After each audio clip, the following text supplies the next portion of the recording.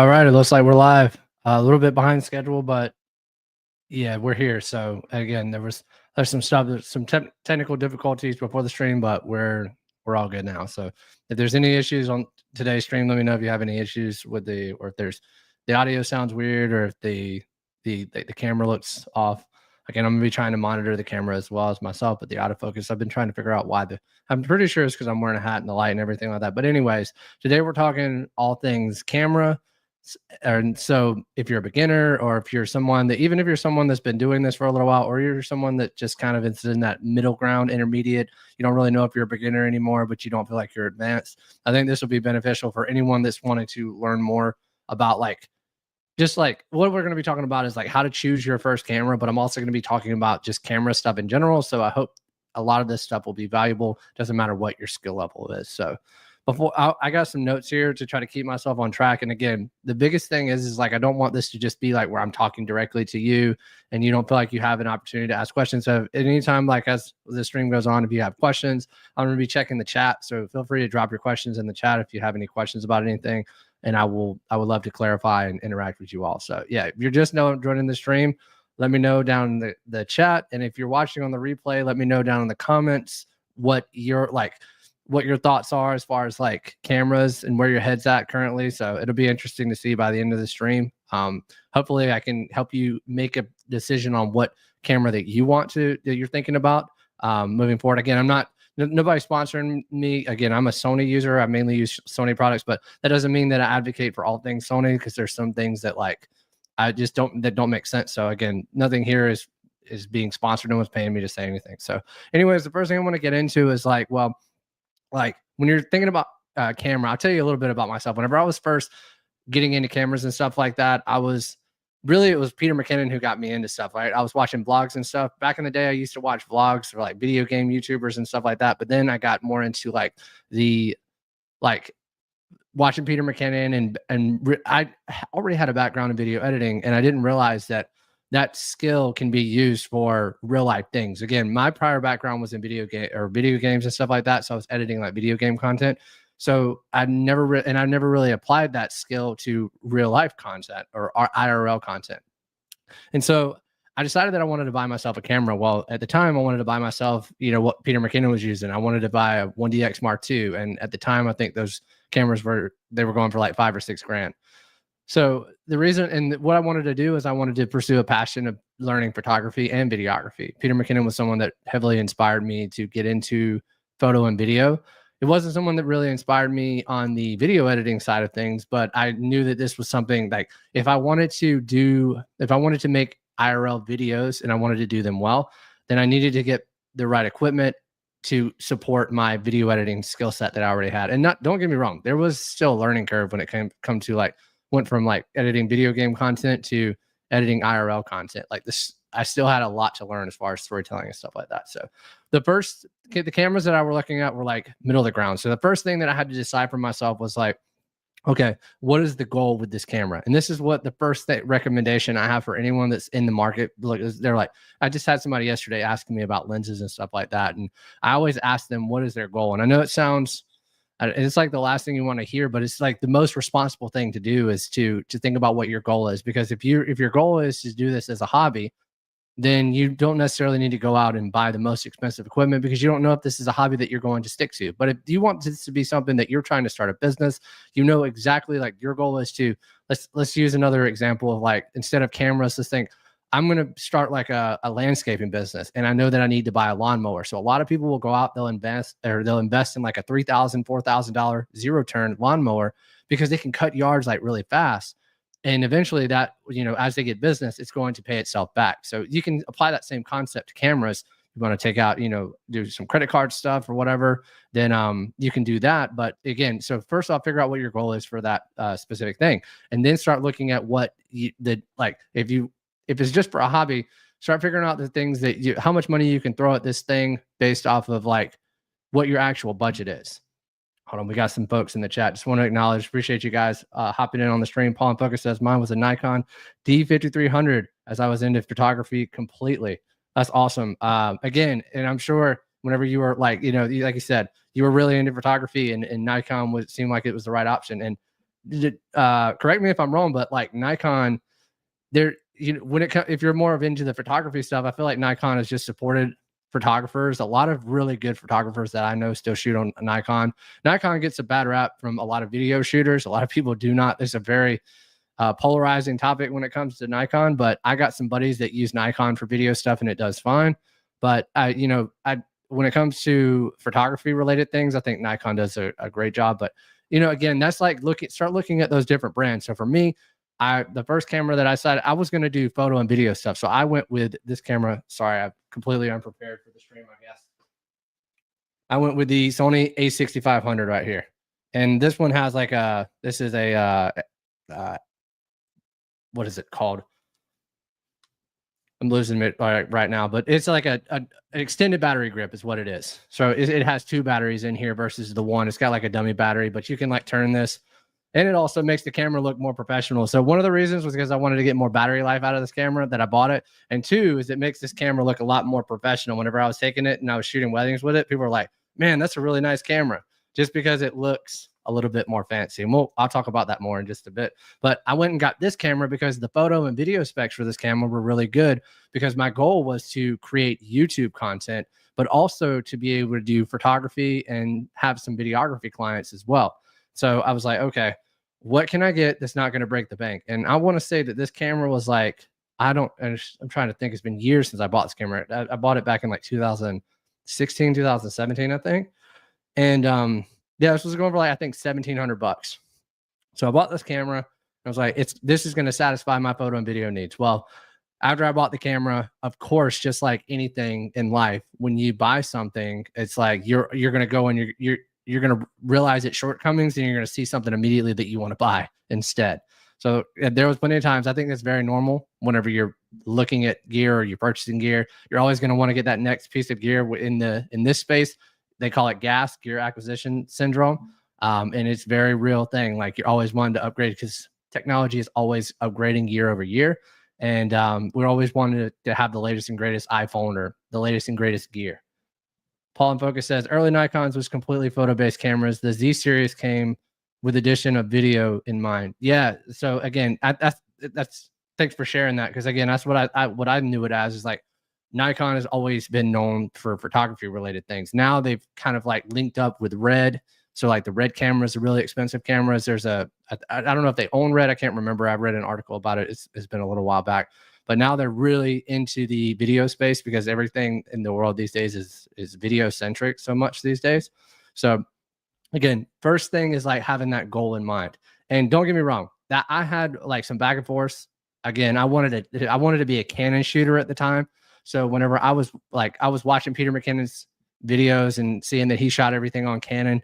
So what I decided to do was I actually got myself a Canon 80D.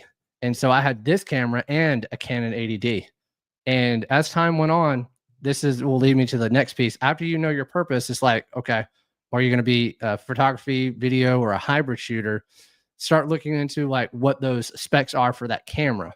Well, Canon kind of had like, I was starting to, let's not go to the specs so much, because I'm going off my notes right here, because I don't want this to be crazy all over the place. Because as it's like top of mind, I don't want to lose my train of thought with everything. But I started looking into the lenses for these cameras, right? So with Canon, they have so many different lens series. So you have the L lens series, you have the RF, you have the EFL, and you guys can throw it in the chat or throw in the comments some of the others. I don't know all of them off the top of my head, but I was like, man, these are a lot of lenses. And if my camera, like, again, I'm getting a little bit ahead of myself, but if my lens doesn't work for my camera, like if I buy this camera and then like there's a certain point to where I have to upgrade my camera to be able to use better and get sharper, like better lenses and get sharper images, then it's just like it's like too much of an investment. I just would rather buy a camera that I can use any lens on. So I bought this camera because all of the E-mount lenses work for Sony. I don't have to worry about having like if I need to get an adapter for this like camera and then attach a lens that's not technically made for that camera.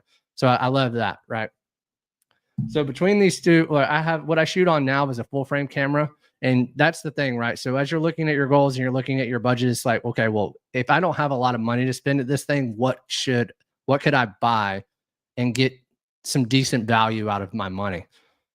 Well, what I did was I bought a crop sensor camera. And again, I wanted this to be a business, but I wasn't, I'll be honest with you, at the time, at that point in time in my life, I haven't ever really been one to use a credit card. And the only reason I use a credit card is it's like, I use it and I will use it strategically, right? So I'll use my credit card and then I'll pay it off immediately. And again, this isn't financial advice, but I'll use it with the intent of getting points for, like, I'm a Delta Sky Miles user or whatever. So I'll use it to get points for my credit card. And so I'll have that money already put away. I was not trying to take on any debt and have to pay that back at that point in time in my life. So you could, if you have that ability, definitely do so. But for me, this was like all coming from my savings for like this hobby of mine that I eventually probably wanted to make like an actual business. So I went with the crop sensor. Now you can go with the full frame sensor, and I'll talk about the differences between the two in just a minute. And this is what I later upgraded to. And it kind of looks weird because I got a camera cage on it. This is like my main shooter right here. This is the Sony A7 IV. For whatever reason, it's not going to focus. But yeah, this is my main shooter now. But it took me a few years to upgrade to that camera because I had to make sure that this is something that I really wanted to do, right? And so we're shooting with the Sony A7 IV. This camera the Sony A6500. I'm pretty sure this camera shoots up to 120 frames per second, 60 frames per second. So the video side of things are good. I can't even remember off the top of my head. I want to say it says like a 21 megapixel sensor on it. So the image quality is pretty good. And again, all the lenses I could use on it. So that's the thing too, is like, so with smaller sensor, it's going to be less information. With bigger sensor, it's going to be more information. So the bigger the sensor, the bigger the price is going to be and stuff like that. So again, do you want to go that crop sensor or that full frame route? And so crop sensor is going to be more for your entry level individuals. And then full frame is going to be more for like people that are, I say you can be entry level, but it's going to be have a more expensive dollar sign attached to it.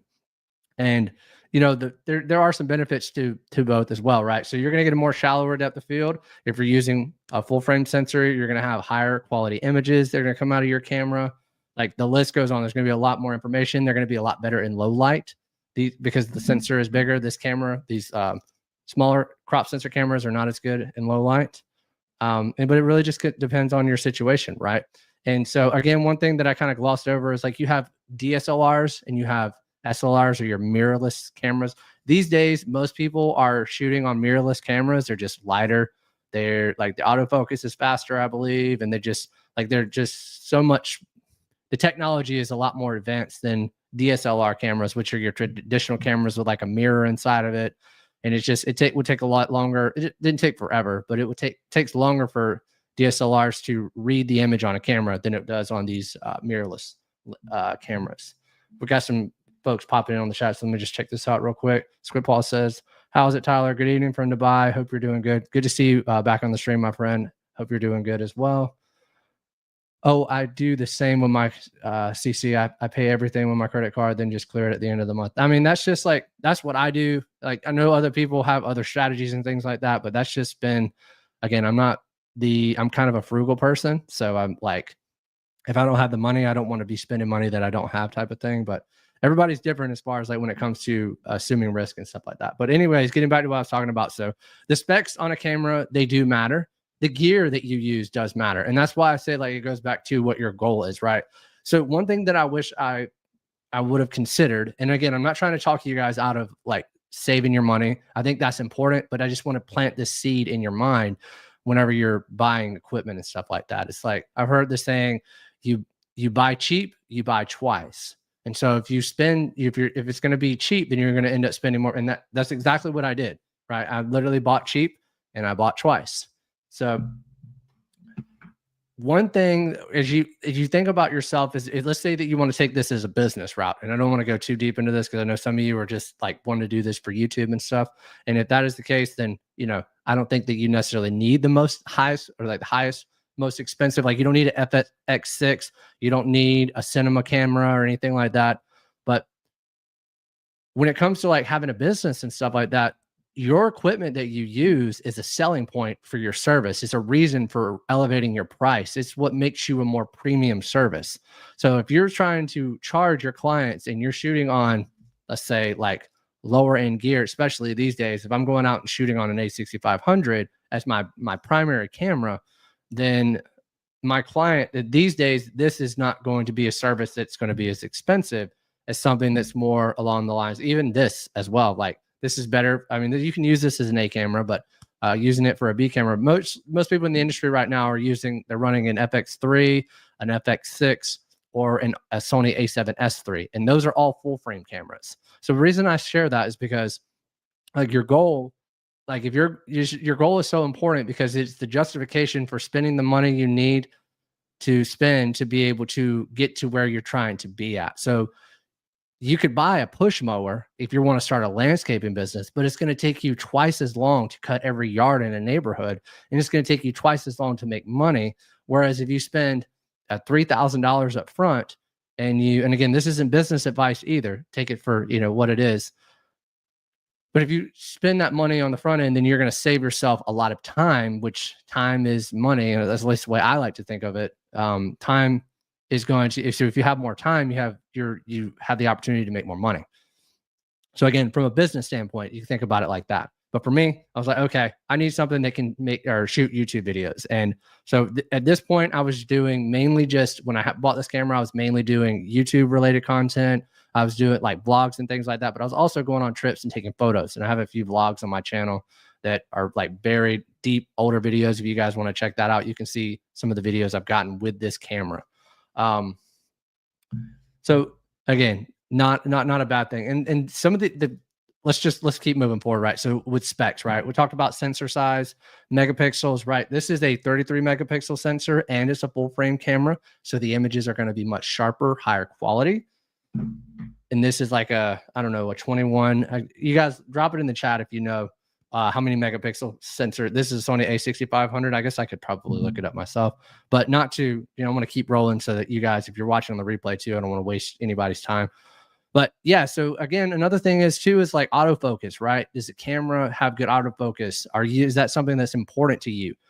Because you can buy cameras out there that like the autofocus isn't that great and you can shoot in manual focus, which it'll save you money. But I'm telling you, most people these days, especially in the industry or even just on YouTube, autofocus is so important. I was talking about it in the beginning of the stream, right? So this A7 IV is supposed to be like sticking to one of my eyes, like it. And if it's not, then I need to figure out like what's the problem.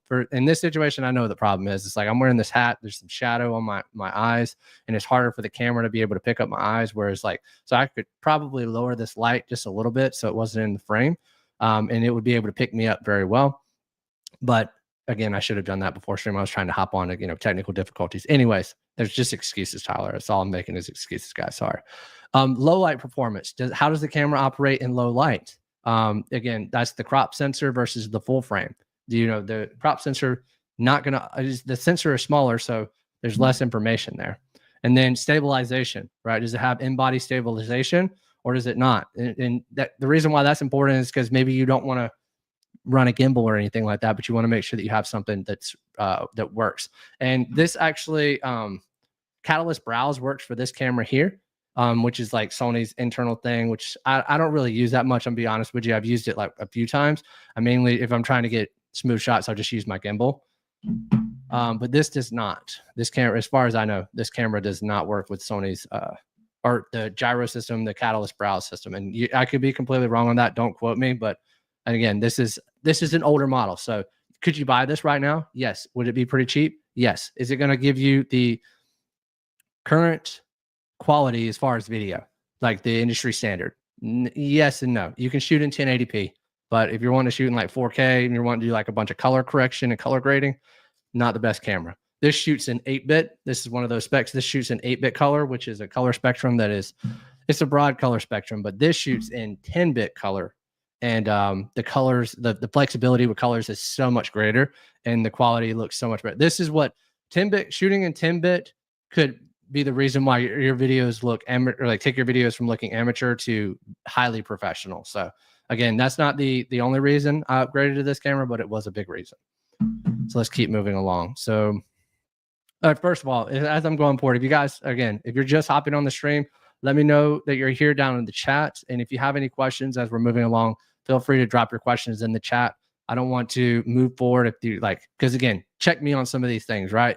I'm sitting here running my mouth the whole time, and sometimes I can go on a tangent. And if something was unclear and it wasn't made clear, I want you guys to feel free to pop in and let me know. So moving into like, I think we talked about, enough about budget, but oh yeah, there's a piece in here that I want to talk about. I talked a little bit about lenses, right? And I talked about this. It was not this past video, but it was a video before this one where I was talking about like whenever you're buying, like when you're buying a camera, you're not just buying the camera, you're buying into a lens system. And so what that means is like when you, let's say you have this camera, let's say if I bought this camera right here, and then I collected all of these lenses up here, and then some of the lenses in my camera bag, and then this lens right here. Let's say Sony or Canon comes out with this new camera tomorrow. What am I going to do with all these Sony lenses? That's the thing, right? So that when you make an investment, what you'll have to do is you're just going to have to sell all of this, or see if you can trade it with somebody. That happens. People trade stuff all the time. You can get in. I'm not telling you make sure that you trust the people that you're trading with and stuff like that, and test all the equipment that you're trading in anyways, or make sure that the people that you're working with are trustful or trustworthy. If you're doing any trades or when you're selling your gear and stuff like that, just again, it's just good etiquette to have as a professional. But yeah, so when you're buying into or buying a camera, you're buying a lens system as well. So for me, I was going in that route. I had a Canon camera as well, but I was like, I'm not going to buy like these RF lenses and everything like that, because it's starting to get really expensive. So I ended up selling my Canon because I didn't want to, and I bought a newer lens for my A6500 at the time. So I went all in on Sony, and again at that point in time, Sony's color science was not the greatest, but I trusted because there's cameras out there that I was wanting to get, like the A7 III at the time. Everybody was talking about it. You would see travel vlogs and things like that where there's like beautiful photos and videos from like just people shooting on the A7 III. So there was promise there to me anyways. And there was confidence that Sony was going to continue to become bigger and better with photo and video.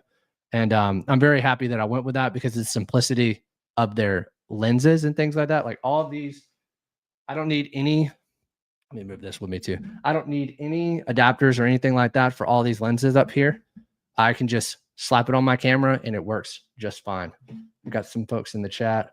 Paul and Focus says it also depends on how far you want to take the grade. 8-bit is okay if you just want to tweak it slightly. Yes, absolutely. Going back to the color correction or color grading piece, is like 8-bit is it really just depends. Like if you're just doing a little bit of like refining the colors, like the big thing is like this camera only shoots in, I believe it was S-Log 2. It may shoot in S-Log 3, but I was shooting in S-Log 2. And so basically that's a flat picture profile, and that's where you can really color grade and make enhancements, but it gets to a point to where the image starts to fall apart. So I ended up, I can't even remember what I shot on with this camera. It was a very light picture profile. It was not, it wasn't a flat picture profile, but it was like Cine 4 or something like that I was shooting on at that point in time with this camera, just because I knew that if I tried to grade it too heavily, that it was going to fall apart, like what Paul and Focus said. But again, I was really, not to beat to death the lens system thing, but again, I sold my Canon camera because I didn't want to I didn't want to have to, because the RF lenses were expensive, man. And the G Master lens or glass is not cheap either, but it's a lot easier to just not have to worry about, as they upgrade their cameras, are they going to create a new lens line that I'm going to have to upgrade my camera to? That's just like buying you have to buy a new camera to get new lenses, versus just buying a new camera whenever you want to buy a new camera. So I enjoy the simplicity of Sony. Squidwall says, I have a question about auto white balance on the A7 IV. Do you have a shockless white balance setting on 1 fast, 2 or 3 slow? So I don't really, so as far as auto white balance for me, I don't really shoot on auto white balance too much. It depends on the environment that I'm shooting in. Typically what I'll use is like a white balance card. It depends on what I'm shooting. I'll use like a gray card or something like that. If not, what I'll do, like basically I'll just make sure that I have my subject in frame, and then I'll try to use just the white balance from the light. So I don't really shoot too much on white balance. So I can't really speak to like how fast or like the settings. Honestly, I'll be honest with you, I didn't even know that you could adjust like I'm assuming what you're saying is like the speed at which the auto white balance changes so it doesn't look drastic. And because auto white balance can get tricky in the edit, because I've had videos where I've done one take and shot like at golden hour and the light changes. And when the light changes, you'll see the colors like over time, they will change. It'll be like blue and then it'll go back, it'll correct itself. And yeah, it makes the video look all weird. So I can't speak to that specifically, Spitballs. I have to look into that as far as fast. But for me, what I'll do is I'll just use some of the presets depending on the environment that I'm in. If I'm doing a really professional shoot, let's say for a client or like something corporate related, then I'll use a white balance card. And I don't have the card here with me. It's actually at my corporate job. But I'll use a white balance card for that. And then I'll get the white balance like that. But I try to manually dial in my white balance just because I try to shoot in the situations where I can control the lighting. I try to just manually set the white balance, I guess is the best way that I can say it. Let's see. So boss said, I had mine set on 2 and found all my night footage came out very yellow. I realized that I didn't give the camera enough time to auto adjust to the lighting. I now have it in fast. I'd be interested to see like if that whenever you have it set to fast, is it the first few seconds of that footage usable? Like, because whenever, let's say if the camera goes out of focus or it changes, like that's quick-ish whenever the autofocus changes. But if that was color, that might be, I don't know if the first few seconds of that would be usable. I guess it depends on the circumstances that you're going to be using it in. So that's interesting. I'll look more into that too. That's cool. Paul Boga says, I used to make custom profile on creative styles neutral. Okay. Yeah. Neutral is another good way of doing that. The picture profile and stuff like or like no picture profile. I think there was a time where I was doing that as well. Just shooting in like, there's no grading or color correction or color grading that's necessary. Also said white balance. I use back cap of the lens to nail the white balance. That's interesting. The back cap of the lens to nail the white balance. I'll have to do some research into that because that sounds handy. Okay, so going more into the and again, I could be a complete idiot and just have learned something really helpful. So thanks for sharing that, Paul and Focus. So yeah, we're talking about again the lenses. I've talked about that a bunch. Now, other hidden costs that are out there, right? So you got memory cards, batteries, bags, and editing tools and things like that. So I had to buy a dual battery, a battery grip right here, because the batteries for this camera, it's like this camera eats the batteries, especially if they're third party. So if they're not Sony batteries. So I ended up having to spend even more money investing in batteries, and they're not that expensive, but it adds up over time. So I had at some point in time, I had like almost, what I have like 15 of these batteries for this camera. And I would use all 15 of these at like an 8-hour wedding, which is insane, right? And it also adds a bunch of stress to you because you're like, are all my batteries going to last? Like, and then some of them just randomly stop working. So this camera used to eat through batteries. So I had to buy a bunch of batteries for that. Now the full frame camera, the new batteries, even with the A series cameras, I think the A6600 or the A6600 or the A6700, they upgraded to these NVF, I think that's what they are. These batteries that the full frame cameras use, which they're like night and day different. Like I just shot, it was like what was an all day event yesterday. I shot it from like 8:30 to was like 4:30, and I used 2 cameras and I used 1 battery across the entire event. So and that was just for photography. So to give you an idea on the difference with the on the 2 cameras. So those are the other things, like what are the hidden costs, right? So memory cards too. Talking about memory cards, like this camera here has dual card slots. So you can put 2 memory cards in there. And this camera, I can't even pull it up because I have to unscrew this and then do it in the bottom. This one only has 1.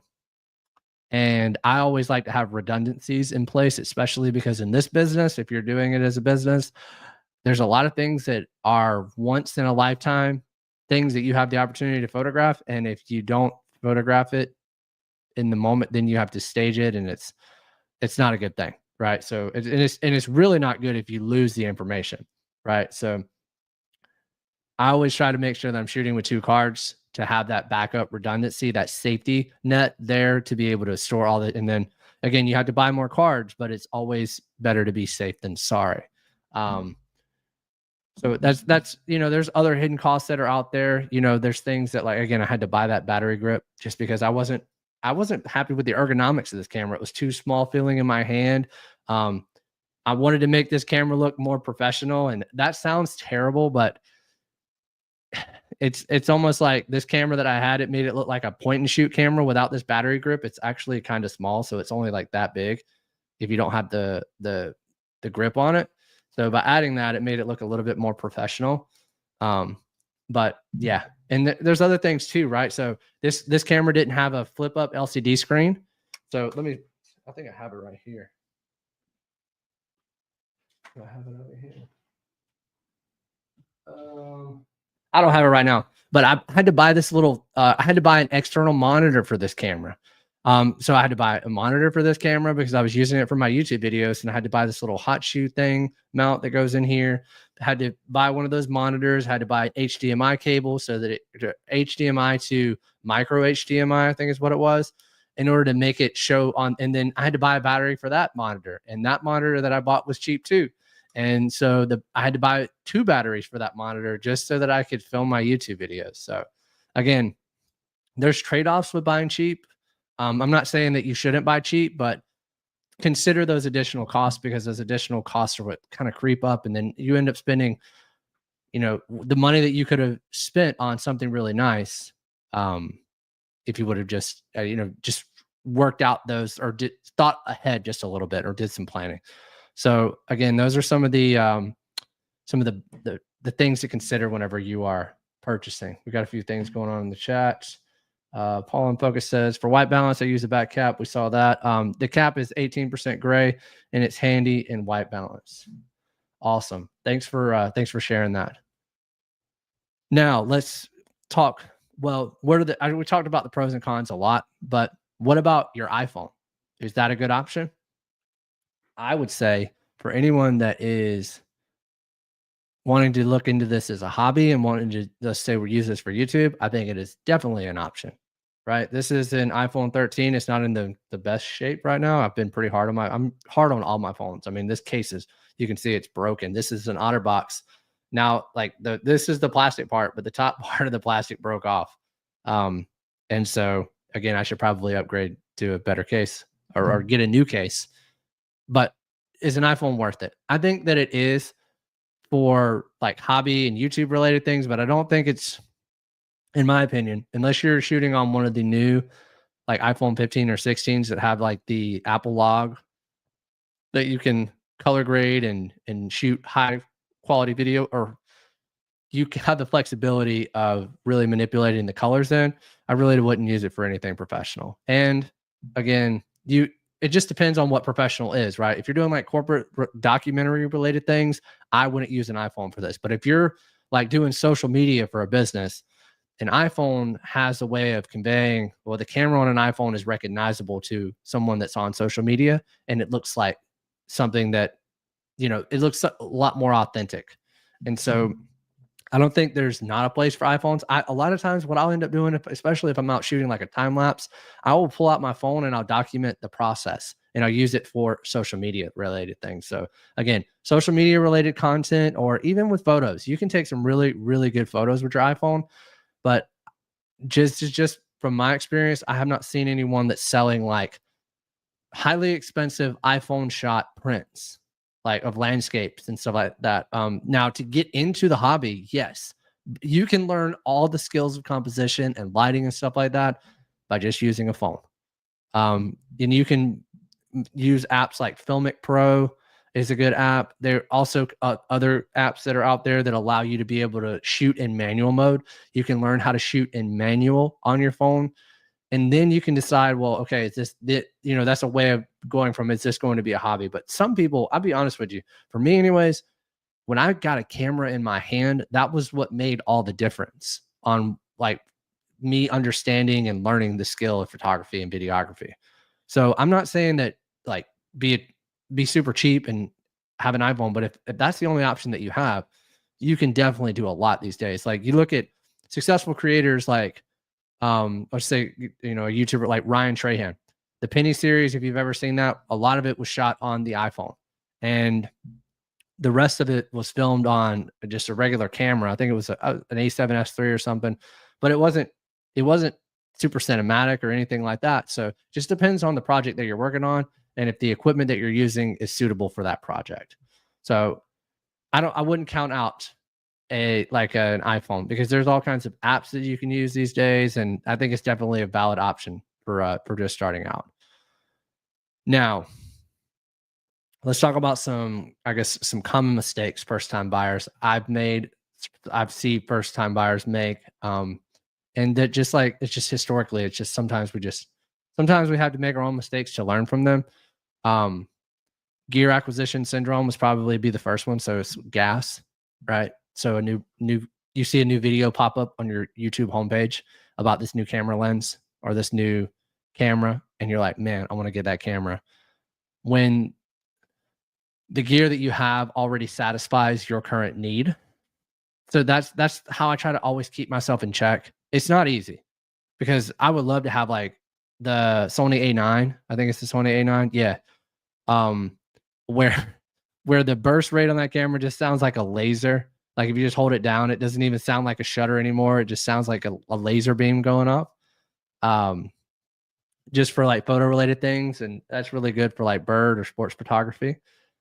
But I again, I and like lenses and stuff like that too. Like for me, I try to think about, do I have all areas covered? I have a 24-70 here, which is great for shooting wides and shooting portraits, so tighter shots. And if I need to get a little bit more reach out of this, I'm shooting video, I can put my camera in crop mode and it'll give me another 1.5 times crop. So it'll take me something where to like around like 85 millimeters or something or along those lines. So I got that covered, right? I got the wide to medium-ish, a little bit more than medium. And then I have a 70 to 200, which covers the tighter focal length. And then all the other things, like now I'm probably going to purchase something. I also have like a 10 to, that was a 10, the Sony 10 to 15 millimeter. I don't use it that much. It's one that I have at my job, but it's good for vlogging and stuff like that. And I'm thinking about probably purchasing something more on the wider side. I think there's a 16 millimeter, there's a 20 millimeter that I've looked into. I haven't decided yet, but those are like ones that I'm going to use. But anything wider than that, or anything that's tighter than my like 200 millimeters, typically what I'll do is I'll rent them because they're for special circumstances. Like it just depends on what your situation is. Again, that's what goes back to like what your goals are to justify what you should purchase and when you should purchase that specific thing. But I always live by like, if I own a piece of gear and like that piece of gear is now limiting my ability to be able to create the things that I want to create, then I know it's time for me to upgrade or at least to try to test some things out. And there's a lot of, one of the things that I didn't want to get into too much is because I didn't want to make this video about lenses. I wanted to make it more about cameras. We can do a stream on lenses as well. But I want to, just when it comes to, or sorry, I just lost my train of thought. I was looking at the chat and everything like that. But the, what I was saying about like, when it comes to like buying gear and stuff like that, again, you don't want to, there's third-party options that are out there. So you don't have to go with the Sony lenses. You can go with Sigma, which is, I'm shooting on, just made a video about this. This is the Sigma 24-70. Outstanding lens. I've recommended this to other creators. They love this lens. It's really, really sharp. And so I bought this 24-70 when I upgraded to this camera because I wanted something that could cover all my bases, right? I could shoot wide. I could also shoot tight. At the time, I was shooting a lot of portrait photography, but I was also shooting landscape photography, and I was doing YouTube content. So I didn't want to be limited on the B-roll that I could shoot. I could shoot wide B-roll, but I could also shoot tight as well. So that was a really good, and again, I don't want to make this about lenses, but I was like, well, what is something, I'm buying this expensive camera. can I get some sharp glass? And that's where I recommend just do your research. There's an unlimited amount of videos on YouTube as far as like reach search and stuff like that. And I think we all probably do it at this point because it's not uncommon for people to go on and watch gear reviews. I think that's so important. But I would just recommend I would do your research into these other third-party options before you buy them. And after you do your research, I would rent them and test them for yourself.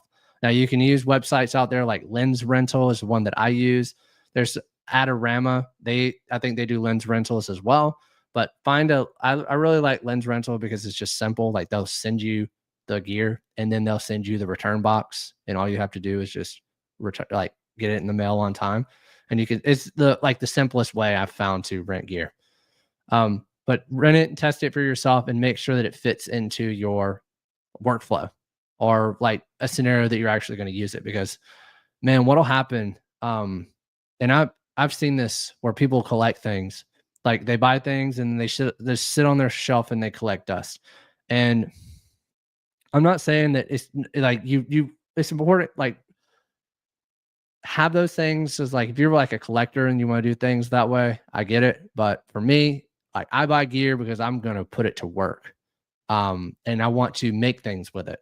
It's like having a paintbrush, right? If you don't have that paintbrush color or that type of brush that you need to get that style look on the canvas, then you got to buy that. And if you're going to be painting like that often, then it makes sense to purchase that one time and then just have that for good. So that's why I have like a 24-70, and that's why I have a 70-200, because I know I'm going to be shooting ceremonies. I know that I'm going to need a tight lens every now and then. I'm going to need to have that 70-200 for ceremonies and things like that. So that's why I would just keep that in mind as far as like buying gear. You don't buy the gear. I mean, you could do whatever you want, but I don't think that it's necessary to buy the most expensive gear and spend boatloads of money just because you want for trendy reasons, to stay like thinking about staying relevant and stuff like that. Like for me, I do feel like it's about time that I upgraded to the Sony A7S III or the FX3. But right now, the A7 IV satisfies my needs. And I haven't decided yet. I might upgrade to the FX3. I might upgrade to the FX6. And I'm probably going to keep this camera, my A7 IV. I'm going to use it for social media content and stuff. But it's just a matter of like, what am I going to use it for? So I'm thinking about A7S III. Okay, it's good. It's more video centric. This camera right here covers my photo stuff because it shoots in 33 megapixels, which is outstanding for prints. I have a print over here on my wall that is from this specific camera. So it's great for prints. So that would cover the photo side. Now I just need to figure out the video side. And the FX3 or the A7S III would be great. And the only reason why I might do the A7S III over the FX3 is just because the A7S III has that viewfinder, and I can use that for photos as well for social media. Yeah, it's only 12 megapixels, but not that big of a deal.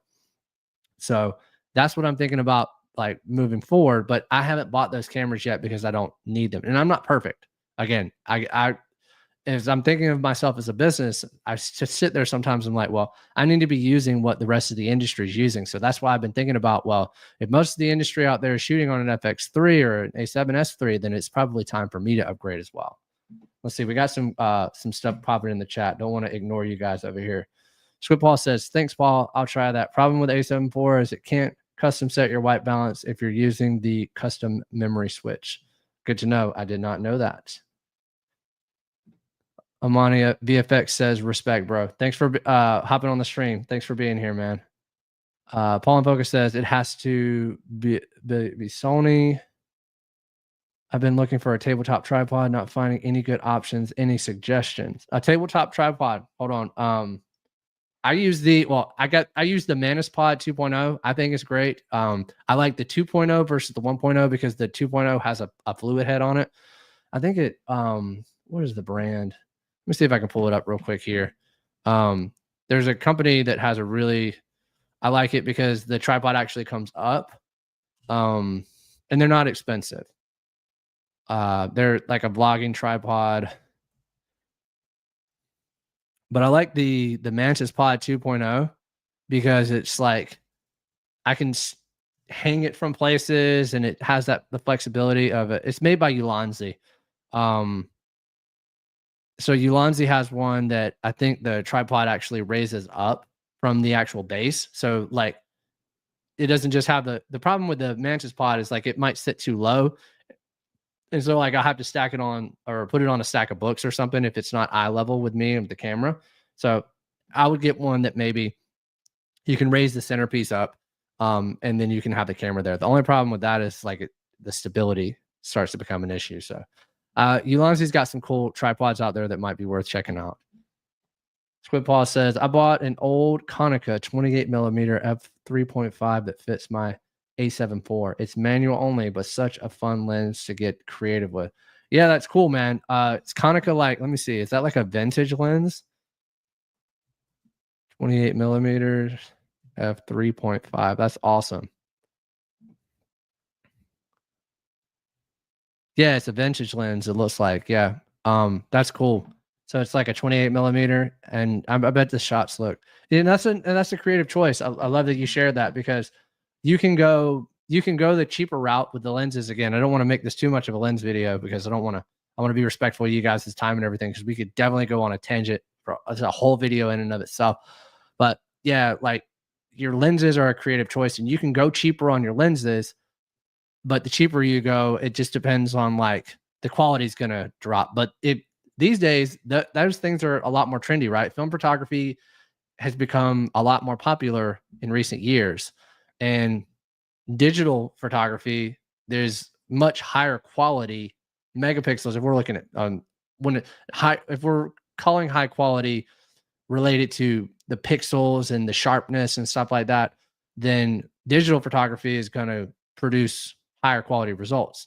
But the beauty in like film photography and vintage lenses is that's old school, that nostalgic or that vintage look. And that's a creative choice. And a lot of people want that specific. And that's why bloom and halation have become so popular in videos now, because that was what people were used to seeing in old film videos and stuff like that. So thanks for sharing that. That's awesome. Paid like 50 US for it. That's awesome. And you can find some things. Yeah. PGY Tech. I'm sorry. What did I say? Mantis pod. Yeah, PGY Tech is the tripod that I was talking about.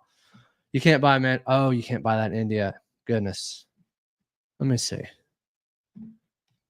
Yeah, Ulanzi has some cool tripods. I'm not sure if Ulanzi they have an equivalent to the Mantis pod, and it's actually cheaper. They have a bunch of good options.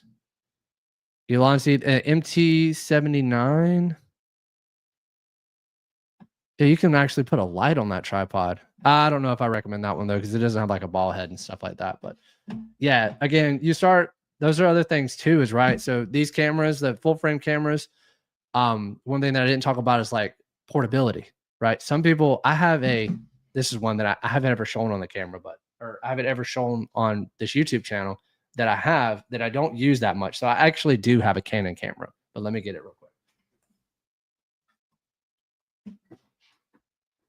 This is the G7X. So if you guys watch like vloggers from like the Phase days and stuff like that, well, the Phase guys are still around. They're actually just made like a resurgence, right? So a revival to their content and stuff like that and their team. But this is great for portability. And this is something I'll even still take this with me on trips because it's got the cool like flip out screen that you can use for vlogging. Again, the battery's dead right now. I need to charge it. But this thing shoots in 1080p. Is the quality going to be the highest? Absolutely not. But the thing that I love about this camera is like you can literally stick it in your pocket. This thing right here is, let's compare them to the two to one another. Right. So this guy right here is a beast right here compared to the smaller G7X. So that is another thing to consider when you're buying a camera. Even this camera here is a lot smaller to vlog with and a lot less heavy. So again, if you take the battery grip off, this is a lot easier to walk around and it's a lot less intimidating if you're going to be doing vlogging and stuff like that. So I didn't say anything about size, but size is definitely a considerable factor. But yeah, so again, you guys let me know down in the chat what questions you guys have. Let's see, we got a couple people hopping on stream. Palm Focus says, I guess it's Ulanzi TT36, a close competitor for the Mantis pod. Let me see. Elonzi TT36. I think so. I thought that name sounds familiar. I see the TT35. I'm seeing TT38 is the one that I see, but maybe there's I don't see the TT36. But yeah, if it's like the TT30, it has like a ball head and it like the legs kind of flip out and everything like that. And it like you can rotate it, then yeah, that's a great. I mean, if you're doing vlogging and stuff like that, it's great too. I use it for vlogging. And mine actually has a cell phone attachment. So if I wanted to get some footage of like just wanted to put the phone somewhere and just record myself like for these videos, I'm gonna start getting better about like just getting B-roll of me doing these streams. So if I like put my phone over in the corner, I can actually record myself like doing the stream and stuff like that. So I need to get better about doing that. Just so that I have things that I can use for these YouTube videos as well. So again, if you guys got questions or if you've been watching on the replay and you got questions, please let me know down in the chat or down in the comments. We talked about a bunch here and I want to make sure that I got to everything. Was there I don't know if there was anything that I left out. When buying a camera, it's a big decision and it's not an easy decision. If you go into a camera store, there's a lot of different choices and options. And I think it's definitely, you got a local camera store, go into a camera store. For me, whenever I was getting started, I had a camera store that I went to, but I was actually living in Japan at the time. So like there was a language barrier. I was having to communicate over the counter through Google Translate with a person that was trying to sell me the camera. And I was having to ask questions that way. And then I was also having to do my own research. And one thing that I will say for my recommendation,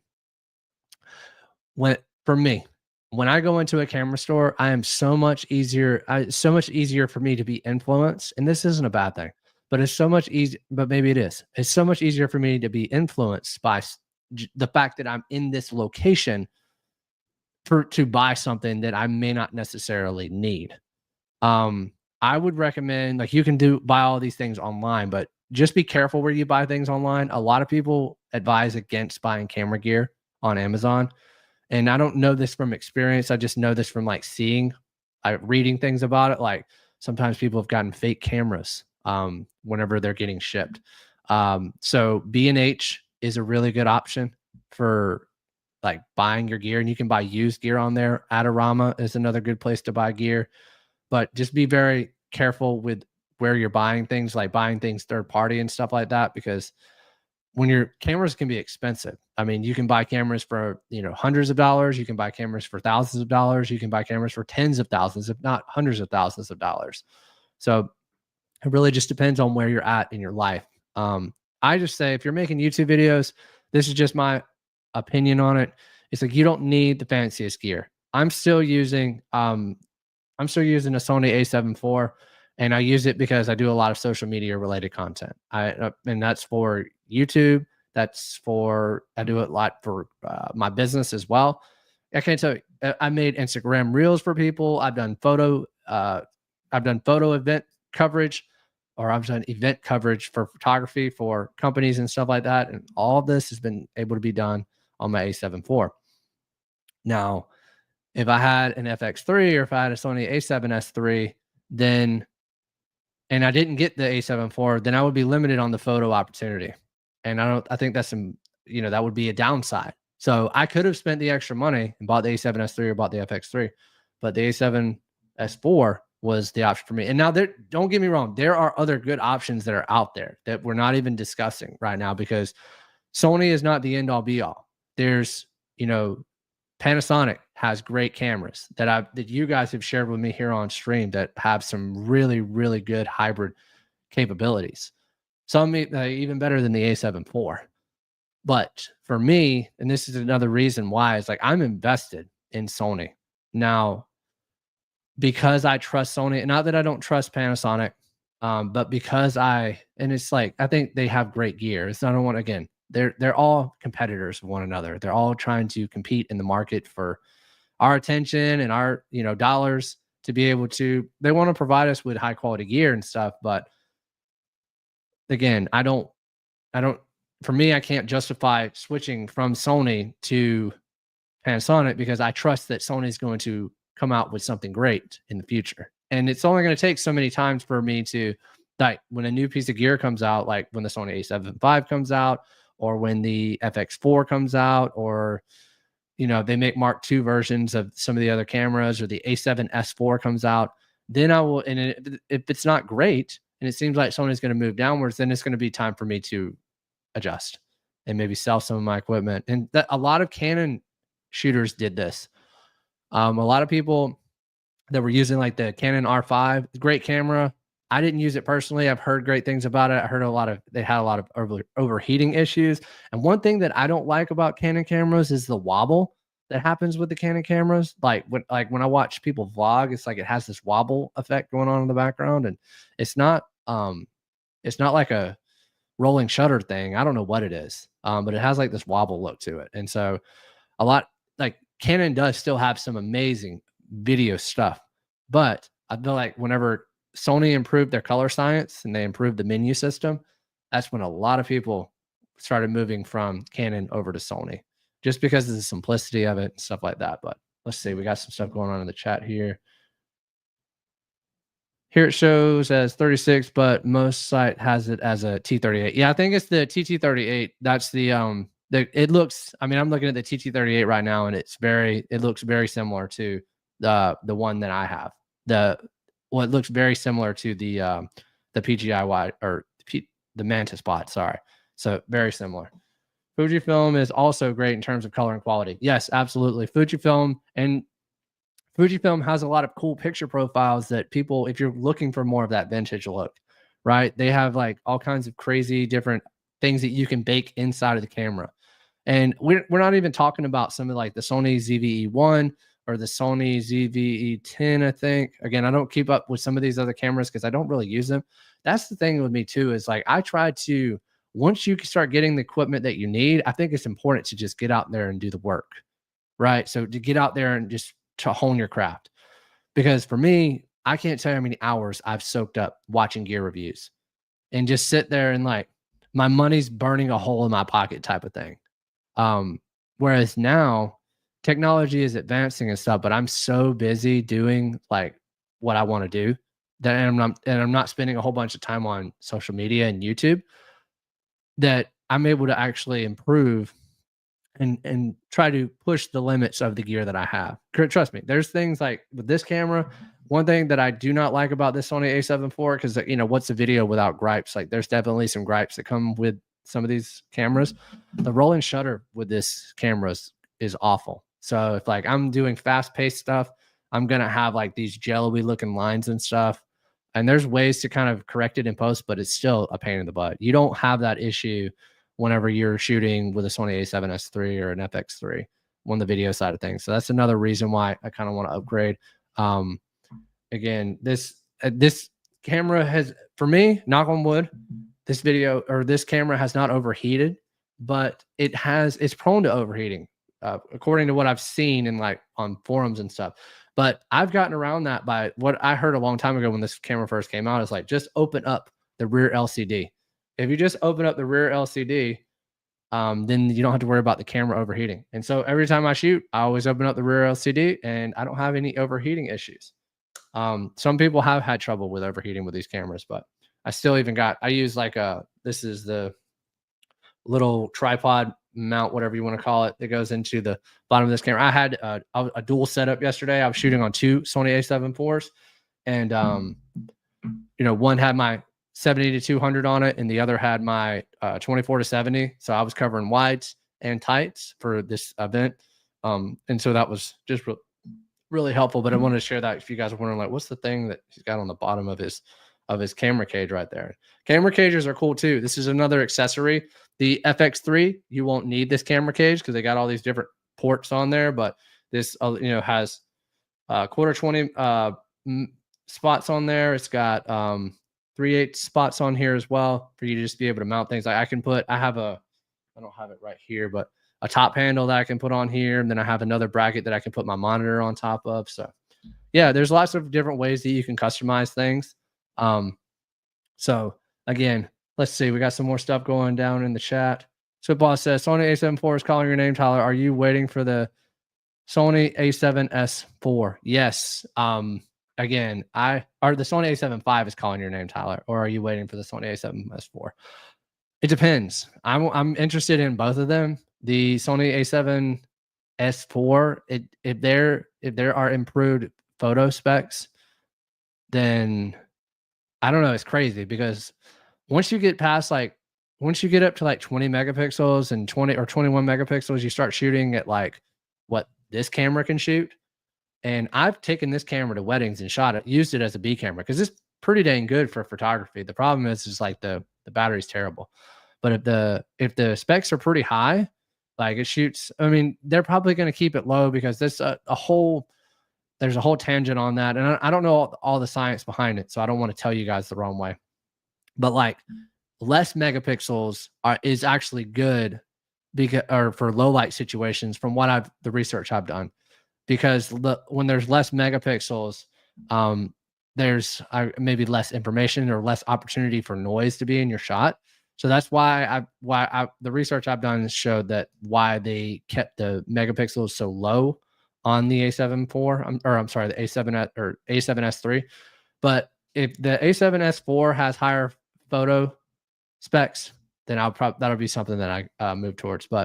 Or the Sony A7S or the Sony A7 V, because if the Sony A7 V has no rolling shutter, they shoot in 4K, 120 frames per second with no crop. And then same with 4K, 60 frames per second with no crop, because I didn't even mention there's a crop factor on this. That's one thing that I didn't even talk about. So I'm glad you brought this up. I want to mention that for just so we have it documented in the video for you guys to just have, because it's one of those things I should have talked about way earlier, is cropping, right? So on a full frame camera, you don't have to, if you're using a full frame lens and you put it on this camera, there's no crop to the image. So if I buy 24, so there's a such thing as focal length and field of view. So focal length, and I'm probably going to mix these up. Yeah. So your field of view is 24 millimeters, right? But your focal length, if I put this full frame lens on my crop sensor body, is actually not going to be, actually I might have those backwards. Yeah. So focal length is 24 millimeters, but your field of view is going to be like cropped in. So you're not going to be able to see all of that. But if I were to put this, and the same thing happens whenever I put the crop sensor lens on a full frame body. So another trade-off when you're looking at buying a crop sensor versus full frame, when you buy full frame lenses for the Sony system, you can still use them on your crop sensor camera, but there's going to be a 1.5 times crop added to it. So the reason, so if you buy a 24 millimeter lens, so you hope that you can go wide, there's actually not going to be a true 24 millimeters. It's actually, let me do the math real quick. Sorry, math is not working today, guys. It's 1.5. So that's like 36 millimeters. And that's not going to, and again, that's not very wide. That's like almost like a 35 millimeter. So you would need to buy like a 16 to 35 to be able to get something that's 24 millimeters. And a 16 to 35 G Master is not cheap. So that's something to consider. One of those additional costs to buying a crop sensor camera is so when I upgraded this, I knew I could get a true 24 millimeter focal length and field of view whenever I was actually shooting with this camera. But the problem is it only does that up to 60 frames per second. And then when you get to 60 frames per second, it gets a 1.5 times crop. So I don't even get to, experience the whole full frame luxury, if you will. So again, something to consider with that as well. Paul and Focus says, if it overheats, there's a cooling fan Ulanzi makes for that. Interesting. Yeah, I've shot outdoors before too. I've kind of pushed this, the recording limit on this thing as well. I haven't done an overheating test or anything with it. I'll just leave that to a Gerald Undone video, and I'll check it out and take his word for it. But yeah, this is this, as far as overheating and stuff like that, I've been pretty good, but it's interesting to know that Ulanzi makes a cooling fan for overheating. Sony Alpha 9, maybe. And that's another thing too. I've thought about just if I upgraded to that, I was like, what do I need to? It would take so long for Sony to make something else that would check that box for me. just because they're with the Sony Alpha 9, it has like it's amazing for photo, it's amazing for video. It's their luxury line. So it's like the Lamborghini of Sony cameras. Shiva says, "Are you using Shure SM7B mic?" No, this is actually a Shure MV7 mic. And what I have here, hopefully the audio doesn't kill your ears. This is a Shure SM7B pop filter. So you can buy these separately. The reason why I got this, and I'll show you, the actual microphone cover that comes with this is like shorter, and the plosives that come from this mic or like from that. So imagine this being cut in half. It's too close. So what this does is it gives you a little bit extra room right here. It gives you a greater distance for that, like those plosives to come through, and it diffuses that sound so that it's not so harsh on the camera, and it's not so harsh with the audio, and it looks a little bit, I don't know, premium. I don't think I didn't buy it for the aesthetic reason, but it's something that I thought about. I was like, yeah, it kind of looks like a Shure SM7B. And people also don't recognize this. You would recognize it if I had the MV7, if I had the other pop filter, if you will, on there, or the microphone cover. But that's the reason why I got it, is because the distance between the microphone is much greater, like underneath the microphone cover, and it makes the sound a whole lot better. Sweetball says, for the crop option on the A7 IV is a positive thing for exactly that reason. One lens gives 2 times focal lengths. I mean, that's a optimistic and a great way of thinking about it, and it has helped me for sure. One thing that I've experimented with doing to my remedy for that is I had to buy the Sony. Well, no, I didn't buy it. I use it. My corporate job has it. It's the Sony 10 to 16? No, 10 to 18 millimeter. It's the crop sensor lens. But when I shoot in 4K, when I shoot, since there already is the crop factor is happening, it's not any more of a crop. So it's not like a double crop. All right, so let me explain. I shoot in 60 frames per second 4K.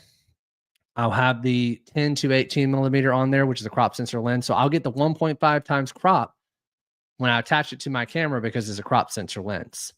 But I don't get and then I'll switch it to 60 frames per second. There's not an additional 1.5 times. So because that lens would literally be unusable, in my opinion, for an A7 IV. So that's kind of been my workaround for shooting wide, but it has really helped me for the extra reach and stuff that I've needed to get, especially for like events and stuff. If I'm shooting B-roll and you can't get up close with people. So, that's a great way of thinking about it. And it's definitely helped me in some situations.